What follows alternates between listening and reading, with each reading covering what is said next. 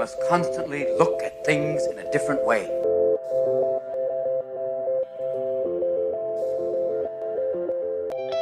The Healthcare Education Transformation Podcast was created by two physical therapists out of the desire to learn more about the different educational roles in physical therapy and healthcare, and how healthcare education works by talking with educational leaders and people with different perspectives within physical therapy and across interdisciplinary lines on how education can be improved to disrupt the status quo of healthcare education. This is our journey, and thanks for listening.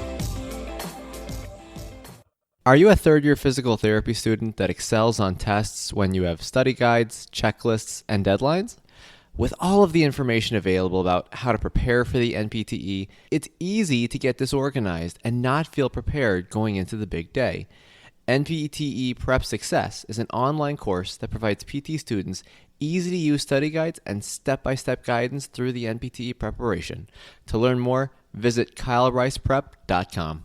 Thank you again all for your continued support, and now for the show. Hello, everybody, and welcome to another episode of the Healthcare Education Transformation Podcast. I'm your host, Dr. F. Scott Field, and I have with us today a very interesting guest, Dr. Francis Espinola. Francis, why don't you tell us a little bit about your academic background and how it led you to where you're at today?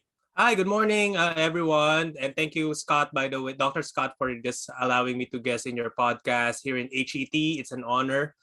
Just want to give you a heads up. So I graduated my bachelor's of physical therapy. I'm foreign trained. I graduated in the Philippines at 2006, worked there in different settings. In the Philippines, you need to find ways to make a living as a physical therapist because technically if you enter nursing, physical or occupational therapy school, you are really bound to go abroad. So there's no other way to go and stay there because if you want to make a good living, you need to really go abroad. So I worked there, built my experience from hospitals, schools, and also taught in the school where I graduated my bachelor's degree a little bit as a clinical instructor. Then, I was blessed to somehow be sponsored by a staffing agency that, helped migrate physical therapists here in the US set their foot, on the ground and sponsor them until they get like legal good immigrant status here in the US. And I've done that since 2011. I've been a legal immigrant 2 years after, around 2013, and now I'm a US citizen. So everything went well, but probably we'll discuss a little bit about my DPT journey because I'm just talking about me just entering the United States and learning all the hustle and bustle, the joys and the challenges of working as a physical therapist here. Yeah, that's awesome, man. I think, it's important to kind of hear everybody's academic journey because it's very different, and it leads to different things and different outcomes. And you being a relatively new grad now, I think is important for people to see, that we do burn out. Burnout is a real thing. People experience burnout. And I'd like for you to talk, if you don't mind, a little bit about your experience and some of the burnout you've experienced. Sure. So as I said, I started, doing physical therapy job in 2011. So for the past 10 years, I've been doing, I'm the kind of person that will try different setting to see what I'm really good at. Eventually, think about any setting probably that you're thinking of, except home health pediatrics. I've done everything. But probably what I would say that's close to my heart is really geriatric home health. I love the fact that you're treating patients one-on-one. Just because technically you're still an employee, you're probably, whatever the policy of the employer is, you need to abide with that. Plus, from the past 5 years, I would say there are different changes in home health where there will be, reimbursement changes, the type of, the protocols that you need to use, and, the utilization of, let's say, PT assistants or OT assistants under your supervision, that already changes. And that's really what causes you to feel like, okay, it's really physical therapy just helping people? Because if it's just helping people, I love helping people. That's not a problem for me. But with the changes and the expectations that, you started from 80% productivity and now I'm hearing like 95% productivity. So it means that, do I need to clock out just to do my notes? I think that's not fair. And I think that needs to be uphold a little bit more for accountability because that can be abused. And, we are physical people. We get tired also. So, and then that's why I go to DPT school at Utica College last 2020, and I graduated last year, 2021. Not because I want to stay as an employee. I want to start my own business and practice. So technically, the burnout is the fuel for me to get burning in, because I want to explore my options being an entrepreneur, and having a doctorate will really give you a good leverage to do that. Yeah, you bring up a lot of good points there. I think, one, productivity is a beast, right? Like a lot of these facilities, and I've worked at a bunch as well, skilled nursing facilities, assisted living facilities, home health, productivity above 90% is tough to do. And if you can do it, it's not necessarily sustainable all the time, And so I tell a lot of my students, and I tell, some of my coworkers and colleagues that, like, look, if we keep pushing this on new grads, eventually they are going to burn out. It happens. I see it time and time again, which then leads them into a lot of these, did I pick the right profession questions, right? And what can I do to get out of this questions? And, it's sad to me, but like realistically, I firmly believe that one of the only ways to get ahead in the field of physical therapy is to own your own business. Agree. And it doesn't have to necessarily be a patient care based business, right? We have the skill sets and we have the things to do. We have the know-how based on our graduate schooling, right? To do many, many different things. Physical therapist is a very well-rounded profession, I agree. We're constantly educating, right? We're all educators on some way, shape, or form, right? We're all trying to figure out how to best communicate with our patients and with our colleagues and with other, medical professionals. Mm-hmm. So we have these life skills and we have these experiences that we can then put to good use. Mm-hmm. And, one of the ways that we can do that, one of the things that I brought you on to talk about today, mm-hmm. Is something that I've just recently delved into, and that's life coaching, right? Mm-hmm. And, what I like to do, I like to call it BLC coaching, right? Business, mm-hmm. life, and career coaching, because I've been doing that for the last 10 or 15 years mm-hmm. anyway, right? I'm a mentor, I'm a coach, I'm a consultant. I do all those things anyway, and I'm a lifelong learner. Yeah. So for me, it's going to be important to go ahead and get that extra education, try to supplement what I've already been doing with more information and knowledge, and then take the extra step to get certified if need be, right? So let's talk a little bit about you and your journey into life coaching, because it seems like a pretty good option for people that may be experiencing burnout, or maybe talking about different avenues to kind of keep one foot in the boat of healthcare, but then maybe drift away a little bit as well. Oh, definitely. You know what? I'm just giving you a clear background because, of course, as a certified life coach, the history behind it, how it get dealt upon, and so. As I said, life coaching started around the 1980s by Thomas Leonard. He's an American financial planner at first. But what he realized is that when he did financial planning, the clients that he has want to do more, to have more from him. Don't just tell them the ropes on how to do financial planning. They want to organize their life and make sure that they're hitting their goals like every month or every year. So that changed the perspective of just being a financial planner. So that's where he said, okay, I'll not just do life coaching, but I'll do life planning as well. So that's where it all began. Sadly, Thomas Leonard died at age 49, but he started a legacy of life coaching, and he started what they call Coach U, or like Coach University or something. So that made me somehow think, you know what? As a physical therapist, we're dealing with different patients, and they have their own goals and aspirations, not just financially, of course, health-wise, to be better, to get back working again, something like that.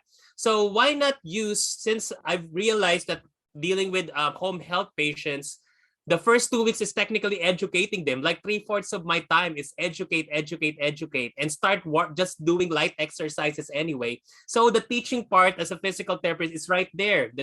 The cheerleading part. That's what I like to see. We are technically cheerleaders for them to stay on the plan of care that we have built on for them and we have agreed upon. But the motivation, That's what really determines the outcome of the physical therapy treatment. Their motivation, some of them just fall away because they're not motivated. They don't believe in the system. But our goal is to, hey, you're making progress, even just like 20 feet from yesterday about, you're able to do more, even just small. I always say this to my patients. I'd rather have you do something than nothing at all today. And I'd rather have you maintain something than lose something. So technically, that's already life coaching right there. And hey, I'm not paid to do that. So why not have people, like say when they're done with their physical therapy treatment, they achieve their goals physically. Now we technically, like you, Scott, for sure, you have patients that become your friends as upon discharge, and you can talk life, have like a coffee, and wow, I've met some very intelligent people. I met some athletes, retired athletes wanting to do more with their life. I actually met an professional basketball assistant coach, and that's sweet, right? And you learn a lot from them and their life, but technically they are also wanting to learn from you, from your perspective, because how they do work, like say 20, 30 years ago, is not the same as they do work or business today. So that's where it all triggered me to go life coaching. And I started, coaching young people in my church before 10 years ago. And most of them are now fulfilled with their careers. And I'm doing that for free, like a ministry. And I said, why not do it today? Because you know what? There is a problem. I know you can relate to this, Scott, with the student debt ratio nowadays. What if 1 hour with a life coach will help you save hundred thousands of dollars to end up with a course or a certificate or a graduate degree that will not give you the profit or the return of investment or advantage of what you put into it? Just think about it. What's 1 hour that will change your life anyway? Yeah, I mean, again, I've been coaching new grads and students, in DPT programs for years now on, some financial literacy, some options that are out there beyond the 9 to 5, right? I personally feel like we can't just be this clock in, clock out 9 to 5 therapist with the way that physical therapy is heading. Right. So if that's the case, we've got to have other options. There has to be other things we can do. And again, we've already had such great skill sets that we've learned by going through grad school, organizational tasks, prioritizations, right? Goal setting, right? How important is that, right? I mean, and I've been doing these things and helping people with, awareness and mindfulness and self-talk and affirmations and all these things. Students who have, taken the NPTE and failed it, right? Yes. I failed it a handful of times. So I'm very keen on coaching them on how to try to get through it, right? Yes. And again, I'm not a content expert, but I feel like they already know the content. A lot of times it's just a mind thing, it's a subconscious thing, or it's a positive think, a positive speak thing, right? A self-awareness and a self, view on just, self-worth and stuff. So, again, there's so many different things, business, right? I've been coaching people on business. And again, we only know how to do this stuff because of the experiences that we've had within our careers, right? Agreed. So we have this knowledge, we have this experience.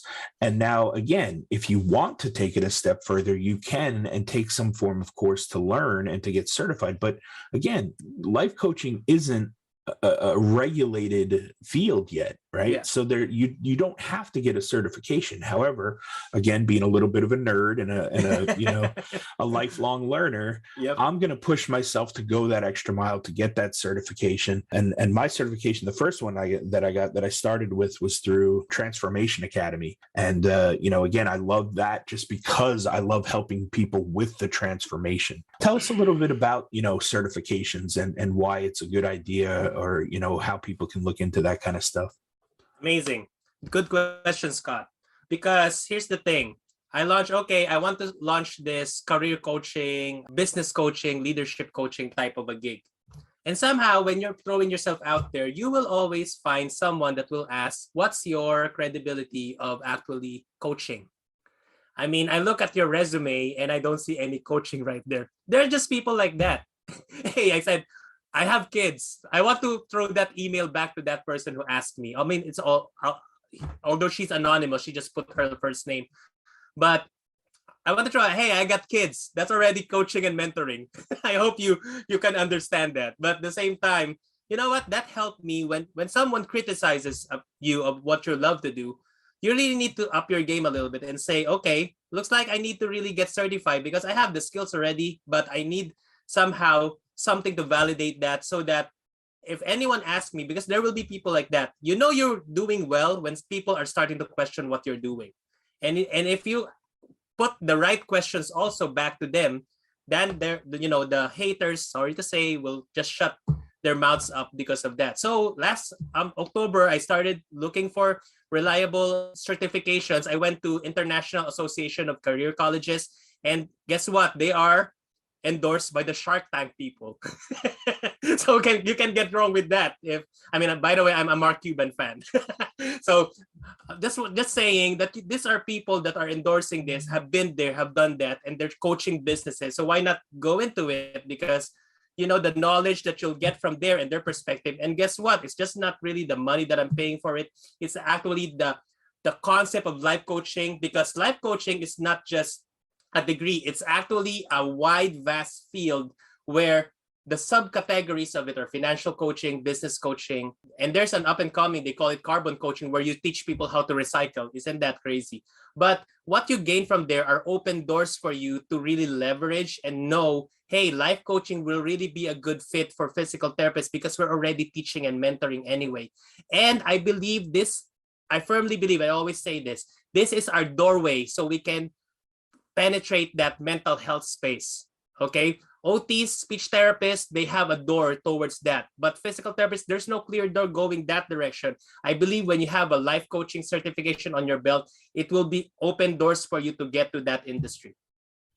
Yeah, you hit on a lot of key topics there. I think, IAP is probably the next step for me. I think that'll be the next certification I get. And again, even if I were to never use these certifications ever in any way, shape, or form, the knowledge that I gained from them, I feel like would put me at a level that I feel comfortable now giving the best possible advice, mentorship, and coaching that I can to the people that come to me, whether they're, students or clients or patients or whatever, right? It's just another layer of learning how to help people along and guide them, right? Because even the best players in the world, right? The best athletes in the world have coaches, right?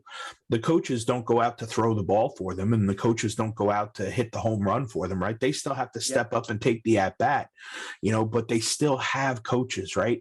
And like you said, there's so many subcategories that are really neat as far as mental coaches and stress coaches and relationship coaches and finance coaches, right? There's so many. Whatever your niche is, whatever you're interested in, and whatever you feel like is your superpower, lean all into that and find a coaching program that works for you to get you to that point and really hone in on the skills that you need to help provide services to people like that.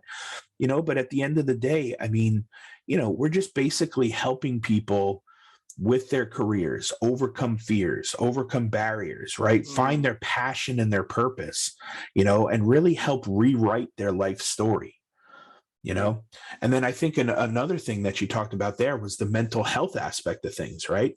Yep. And I say this all the time to my patients, because oftentimes they come in and they chat for 45, 55 minutes. Yep. Meanwhile, we went through a whole home exercise program or a whole exercise program, and they were just talking the whole time. I'm like, man, time really flew. I didn't know, but I feel much better. And it's like, yeah, well, A, exercise helps, but B, you were able to talk through some things and work through some things, right? And by no means are we, clinical certified, psychologists or psychiatrists or anything like that. And there's a place for those people where hopefully we as physical therapists at the very least can recognize that and know when we have to refer out. Right. I think we do a great job of referring people, when it's outside of our scope of practice. So again, it's just another benefit, I think, to be able to know when you're coaching somebody that, hey, they need a little bit more help than I can give. Right. Yeah. But as far as, the mental health aspect of things, I think when people come to us, a lot of times they're already dejected or they're beat down or they're burnt out.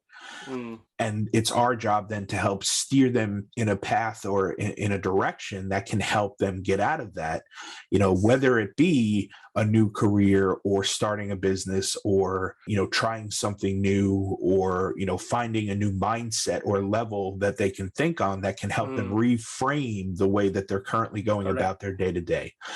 And then if mental health becomes that big of an issue and we're seeing some psychological components, then we shift them over and send them off to the psychiatrist or the mental health professional in that case. Definitely. I mean, I just want to add on to that. I mean, do you need to be licensed as a cheerleader? Let's just put it on that perspective. Do you need to be licensed to be a cheerleader? No. But do you need to practice good to be a good cheerleader?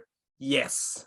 So meaning it involves practice, it involves, investing on your training also. But as you said, it's not regulated yet. In 2 years' time, I'm seeing it will start to be regulated because you don't want, just pop-up gurus there that are not certified, just doing coaching and ended up people messing their lives because of it.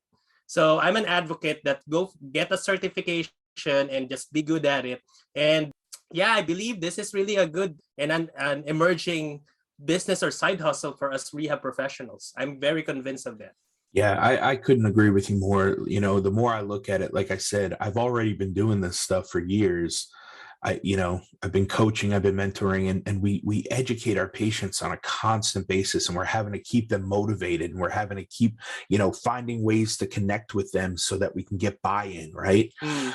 We're just so good at this stuff naturally. I just think, again, it's like an added tool in your tool belt, Exactly. I hate to use that cliche phrase, but it's okay. It's one of those things where it's like, even if you don't use it for coaching and you just use it for being a better physical therapist, I think it's a win-win in that case, right? For me, I have to mentor students throughout their journey, where I teach, right? The university requires me to have certain hours of mentoring and being an advisor to students. If this is going to help me become a better advisor to my students, well, then again, I'm all for it, right? This is just another layer that I can add to be a better coach and a better mentor. So agree. I'm all for it, man. Yeah. Just want to add, I'm sorry, go ahead. Scott, just because it's Super Bowls this coming weekend, think about it. I saw the interview of Joe Burrow, the quarterback from the Bengals. Last year, what is the Bengals standing? They're not even in the playoffs, I believe. But during his interview, he thanked the specific physical therapists that have come with him, have journeyed with him, took, away their vacation time just to train him, get him back in shape. And guess what are they now? After a year of just coaching and helping him get back on his feet, they're in the Super Bowl. That's just I just throwing it out there, man. How about what coaching is all about? Absolutely. That's again, a huge aspect for physical therapy at that level is the mental aspect of getting somebody back, right? Physically, they may be 100% or 110% better than they were before even, right?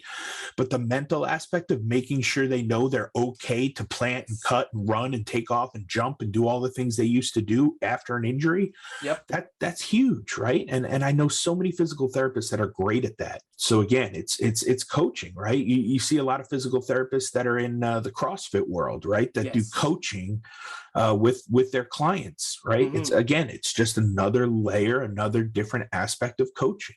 I agree. So we do so much of it, but I'd like to ask you now a little bit about, go ahead.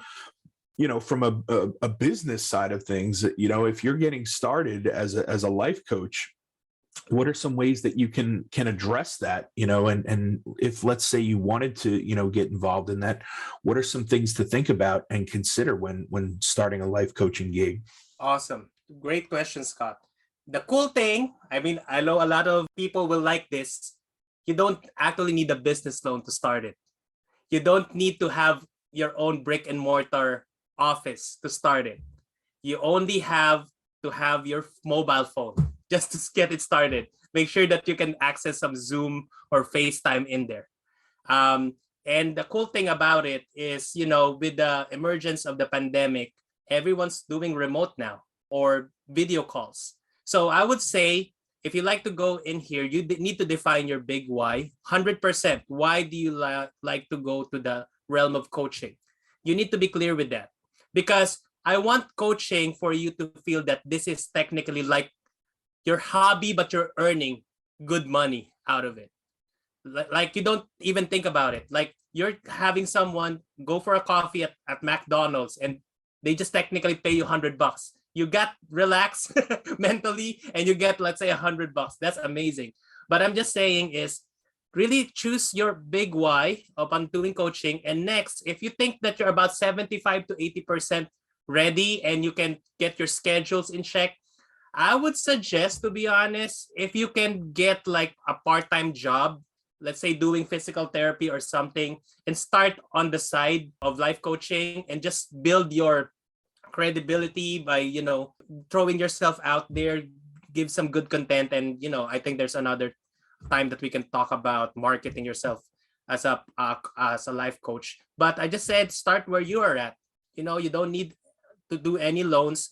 One person asked me, do you need to do like an LLC? I mean, depends on where you're at. If you already have an existing business, it's much easier. If you want to start something, because, of course, you want to start something that legally you're doing it the right way and not, just pay you something like, not pro bono, but something like, okay, pay as you go. But I would say, yeah, have someone that have done business and you can consult your accountant or a lawyer with it. But to be honest, I've started life coaching out of my existing business and it's just a breeze. There's no hassle really to start something. And I'm getting clients. I just have one again that want to follow up with me. So I'm blessed. Yeah, I hope that, those in the rehab field, students, professors, clinicians, will all take a minute to consider if this is something that fits with them and aligns with them, and it may not. And that's totally fine too. But if it's something that they think they may be interested in, I hope they'll take the time to do a little research and educate themselves on the possibilities. Well, Francis, I want to thank you so much for coming on. And we have one final question that we ask all of our guests. If you could change one aspect of higher education, whether it be DPT or otherwise, what aspect would you change and how would you change it? I would say I would like more colleges and universities, to be honest, specifically for physical therapy, teach our profession to go how to do the right and ethical business.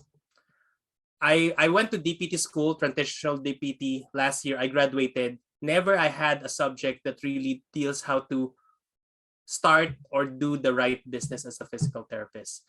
And I always hear, okay, get a business degree. Man, I won't spend more thousands of dollars, another more, that amount for a business degree. I hope that we can change that by allowing at least a 2-unit credit course about starting your own practice or business. That will be a game changer because it will open doors for them outside just being technically an employee done with doctor of physical therapy. You spent 6-7 years of school. And yes, we are not medical doctors, we are not lawyers, but at least we can leverage what we learned upon by teaching them the ropes, at least an introduction how to start your own practice or business. That's just what I'm saying. I think we can improve upon. Absolutely. I mean, we see Kairos do a great job of learning business and marketing in their schooling. And there's definitely business and administration classes within DPT programs, but it doesn't seem like it's quite enough. And I get it. Part of it's because it's not really on the NPTE. So there's not enough time and room to teach for it all the time to put it in the curriculum.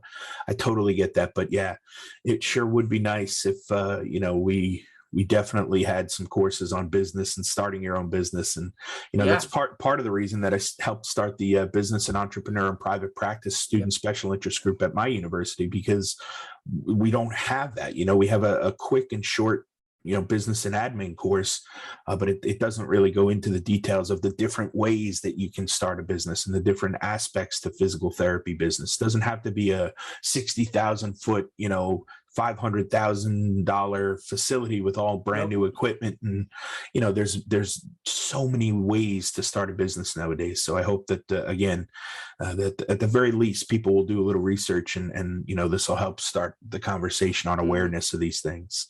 Yeah. Just a final word for out there. What you have here, Dr. Scott Field, he's just amazing. He knows how to get you to, like, if you want to start a business side hustle, get you out of debt. I mean, I've learned a lot from this guy, so you need to really check him out. Just want to let those people out there know. Well, thank you. I appreciate that. Francis, where can people find you? Where's your Facebook group? Where, if they want to reach out and just ask questions or learn more about it, where can they find you online? Sure. I have my own personal business page, drfrancisdpt.com, and Dr. Scott can just put it on the show notes probably. That's all my number right there. You can actually have a 15-minute free coaching session with me right in there, so you can get to know me. I can get to you to know what you really need is in your station of life. I love students. Just want to let you know that. I love where they're at, like from high school to college, asking me what career should he go through, or after medical school, what is the next step for this one? I love to talk about it. And that 15-minute, who knows, that will change your life forever. Awesome. Yeah, we'll put all the links in the show notes. Francis, thank you again so much for your time. I appreciate it.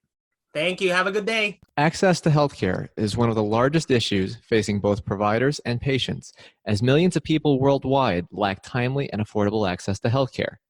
Anywhere Healthcare, a telehealth platform, is a simple, low-cost option for providers and patients that eliminates the barriers to access to all kinds of healthcare. To find out more, check out anywhere.healthcare, which is available on our show notes. And if you use the code HET in all caps when you email to sign up, you'll save 25% off the total cost. Thank you for attending class today, and we hope that you learned something and gained value from the content. If you'd like to schedule office hours with us, feel free to add us on Twitter at HET Podcast, on Instagram, HET Podcast, on Facebook, the Healthcare Education Transformation Podcast, and the homepage, healthcareeducationtransformationpodcast.com. And for those of you following along in the syllabus, extra credit can be obtained by liking us, sharing us, and leaving a review. Let's continue our journey up Mount Educational Success as lifelong learners.